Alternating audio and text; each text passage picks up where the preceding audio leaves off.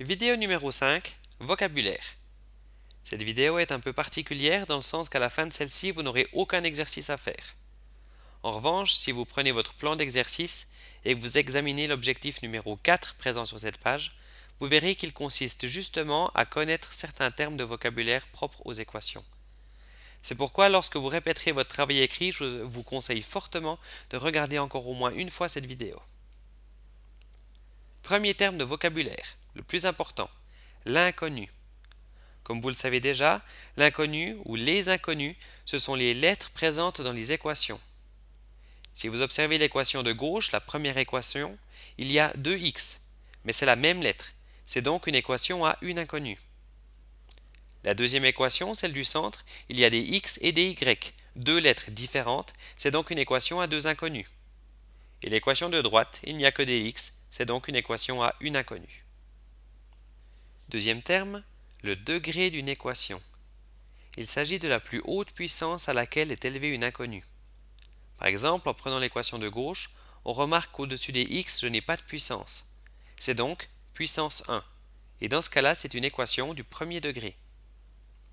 Dans l'équation du centre, autant au-dessus des x que des y, il n'y a pas de puissance. C'est donc en fait comme s'il y avait un 1, c'est également une équation du premier degré. Par contre, pour l'équation de droite, j'ai un x à la puissance 2 et un x à la puissance 1. La plus haute puissance, c'est 2, donc c'est une équation du deuxième degré. À titre d'information, en 10e Armos, vous n'étudierez que les équations du premier degré à une inconnue. Les deux autres types d'équations présentés ici à l'écran seront étudiés en 11e année. Terme suivant, un terme que vous connaissez bien, monôme. Les monômes sont les petits blocs qui constituent l'intégralité du calcul littéral. Ils sont toujours séparés par des plus, des moins ou des égales. Ainsi, dans la première équation, j'ai 4 monômes, dans la deuxième, j'en ai 5, et dans la dernière, j'en ai à nouveau 4. Chacun de ces monômes est constitué d'une partie littérale et d'une partie numérique. Le nombre qui est au début du monôme s'appelle le coefficient.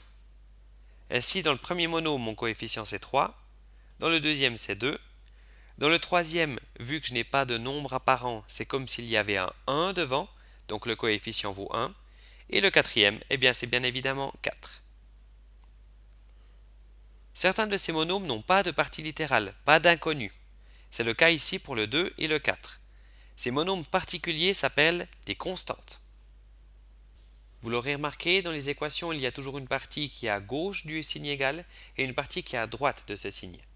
Le terme précis, c'est le membre de gauche et le membre de droite.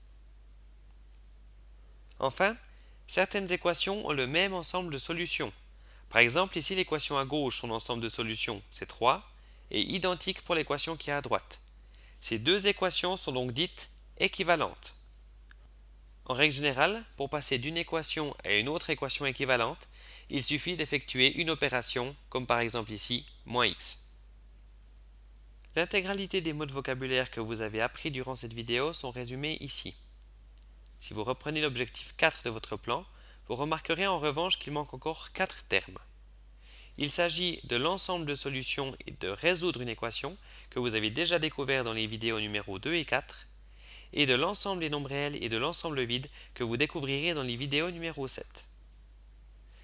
Ces termes de vocabulaire, je n'y reviendrai pas par la suite, il n'y a aucun exercice qui vous entraînera à les utiliser.